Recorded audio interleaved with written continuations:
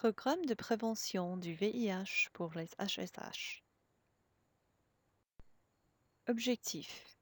En fin de session, vous serez en mesure d'expliquer pourquoi les HSH sont une population prioritaire, de décrire la gamme minimum de services pour les HSH, de décrire les mesures qui peuvent être prises par votre pays pour fournir des services aux HSH.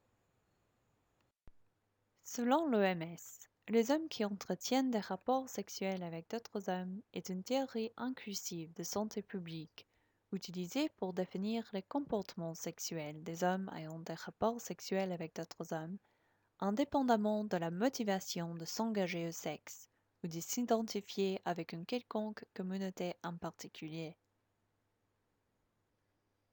Avant d'aller plus loin, il est important de souligner qu'il s'agit d'un sujet sensible. Beaucoup d'entre nous avons des raisons personnelles et des croyances liées à ce sujet. Il existe aussi beaucoup de mythes et d'idées fausses concernant les HSH. Au fur et à mesure que nous avancerons, nous devrons voir ce sujet sous l'angle de santé publique, en mettant de côté les préjugés ou convictions personnelles. Vous verrez pourquoi il est essentiel d'aborder la question des HSH dans la prévention, le traitement et soins du VIH, et aussi l'importance de faire face à ce sujet en tant que professionnel en santé publique.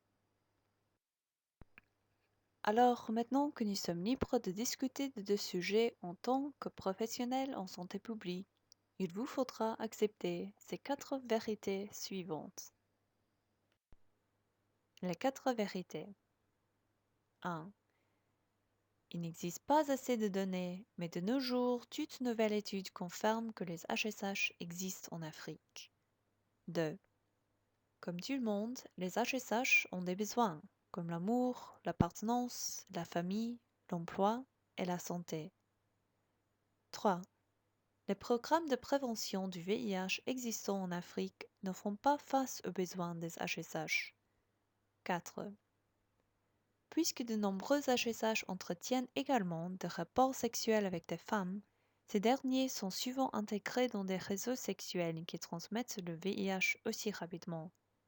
Si nous essayons de briser le réseau pour réduire la propagation du VIH, nous devons aborder chaque individu dans le réseau, et non seulement ceux qui entretiennent des rapports sexuels exclusivement avec les femmes.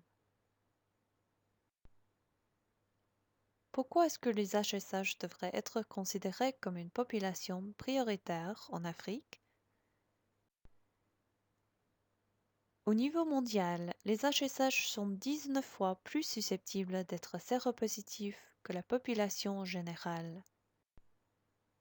Selon une étude menée dans la région sud de l'Afrique en 2009, nous constatons que quand les HSH prennent de l'âge, nous notons aussi une croissance de la probabilité de contraction du VIH. Les HSH en Afrique ont aussi des partenaires féminines. Dans cette même étude de 2009, 17% ont déclaré avoir des partenaires sexuels simultanés tant avec les hommes qu'avec les femmes, et 50% ont déclaré avoir entretenu au cours des 6 derniers mois des rapports sexuels avec des hommes et des femmes.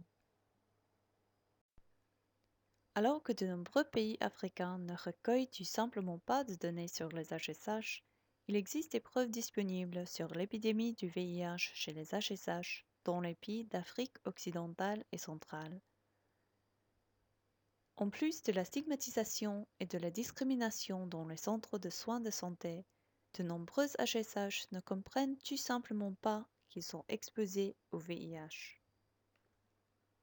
Alors, pourquoi est-ce que les HSH font face à un risque accru de contraction du VIH?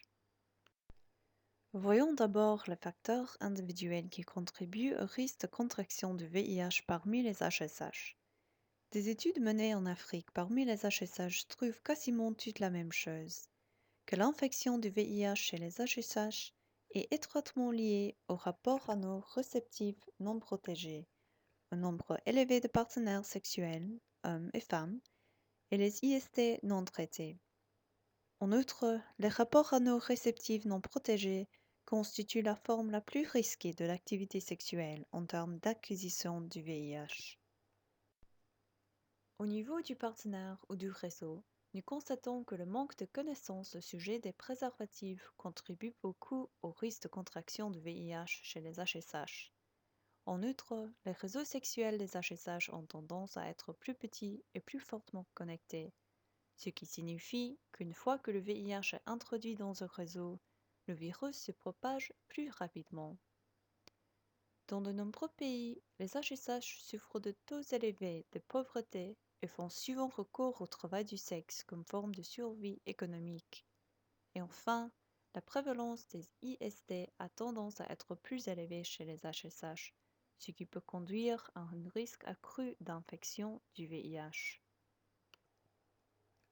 La stigmatisation et la discrimination ont mené à se voir refuser les services de soins de santé basés sur la sexualité et se voir refuser le logement. Des études montrent que les HSH souffrant de ces violations sont moins susceptibles d'avoir subi un test VIH au cours des 6 derniers mois, sont moins enclins de divulguer des comportements sexuels à risque aux prestataires de soins de santé et sont aussi moins susceptibles de se faire soigner. Les lois et politiques nationales qui criminalisent les relations d'homme à homme ou actes sexuels sont omniprésentes en Afrique et contribuent à l'imitation de ressources pour répondre aux besoins des HSH. Ceci contribue aussi à la limitation de programmes sur l'éducation sur le VIH. PSI a actuellement mis en œuvre plus de 20 programmes sur le VIH, dont 11 en Afrique et qui ont pour cible les HSH. Nous avons beaucoup appris de ces expériences qui peuvent être partagées avec d'autres régions et plateformes qui voudront à leur tour lancer des programmes pour les HSH.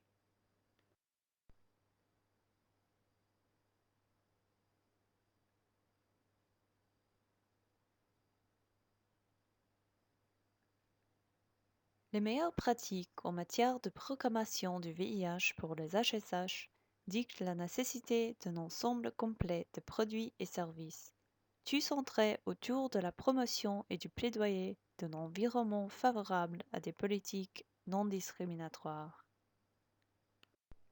Activités du programme HSH. Distribution de préservatifs et de lubrifiants. Communication pour le changement de comportement. Événements sociaux. Conseil et dépistage de VIH. Diagnostic pour les IST ou références. Recommandations pour traitement et soins. Sensibilisation et formation de prestataires de services de santé. Et renforcement des capacités des associations locales d'HSH. PSI soutient actuellement des programmes sur les HSH dans plus de 20 pays, dont 11 en Afrique.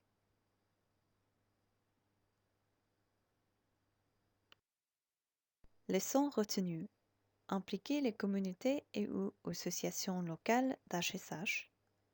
L'utilisation de méthodes de recherche participative au niveau communautaire. Développer un réseau de référence de prestataires sensibles.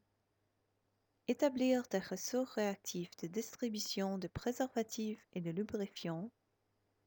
Responsabiliser les leaders, autorités, au sein de la population d'HSH. Assurer la sécurité et la privatisation de l'information. Recruter des pairs éducateurs qui représentent la diversité des populations locales d'HSH. Merci d'avoir suivi cette session enregistrée sur les HSH.